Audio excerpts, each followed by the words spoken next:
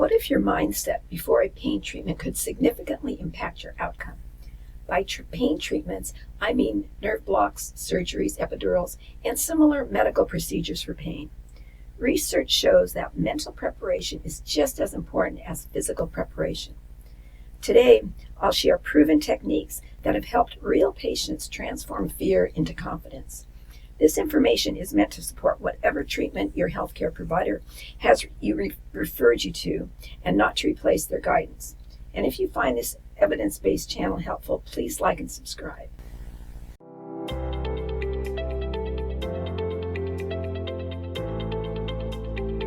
Greetings. It's nice to see you again. And those here for the first time, you're very welcome. Today, we're addressing the challenge of overcoming anxiety before pain interventions.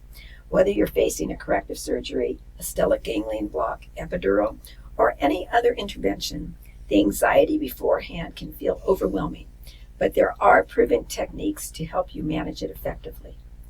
Here's the science in a nutshell. Research shows that pre-procedure anxiety directly increases pain perception. A 2016 review in the British Journal of Anesthesia confirmed that psychological preparation reduces post-operative pain, while a 2019 study in pain medicine found that lower anxiety creates better procedure experiences. This isn't just about positive thinking, it's about preparing your nervous system for healing. By creating specific emotional safety signals before procedures, you establish better conditions for recovery. Let me tell you about Jeanette, 42, and she's a high school teacher with complex regional pain syndrome. She said, when my doctor recommended a stellate ganglion block, I was terrified. Complex regional pain syndrome is a condition causing intense burning and hypersensitivity, and it had already stolen so much from her. She went on to say, I consistently imagined the worst case scenarios. I couldn't sleep for days before appointments. Jeanette's turning point came when she discovered an online pain support group. Someone shared a video about procedural visualization.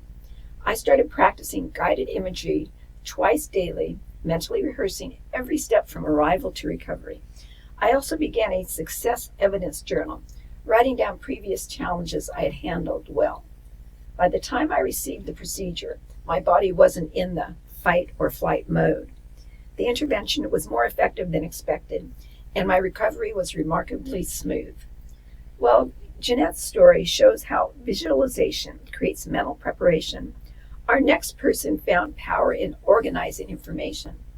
Jeff's 58, and he's a construction manager with lumbar spinal stenosis. He said, as someone who builds things, I thought I needed complete control. A lumbar spinal stenosis is a narrowing of the spine canal causing nerve compression and had progressively limited his mobility. When surgery was recommended, I became obsessed with every detail, constantly researching online. But all this preparation was actually increasing my anxiety. Jeff found relief through structured information management. I created an information schedule, limiting research to 30 minutes each morning. I also developed a comfort inventory of what brought me genuine calm, specific music, and physical touch with my wife. Holding hands really helped. The morning of surgery, instead of being consumed by fear, I felt prepared but peaceful. While Jeff managed his fear through structure and comfort, our final story shows how setting realistic expectations creates emotional strength. May, 35, is an accountant with endometriosis. May had struggled with endometriosis for years. It's a condition where tissue similar to the uterine lining grows outside the uterus, causing debilitating pain. When my doctor recommended laparoscopic excision surgery, I felt completely overwhelmed, she shared. After so many disappointment treatments, I couldn't imagine this would be any different. I couldn't stop thinking about previous failed treatments. Each disappointment made me more skeptical. May's perspective shifted after joining a support community. I learned about expectation recalibration, setting realistic hopes without assuming either complete failure or miraculous success. I created a procedure preparation map with 3 zones: factors I could control, factors I could influence, and factors I needed to accept. I also practiced short phrases as emotional anchors when anxiety surfaced. When procedure day arrived, I wasn't fearless, but I was functional.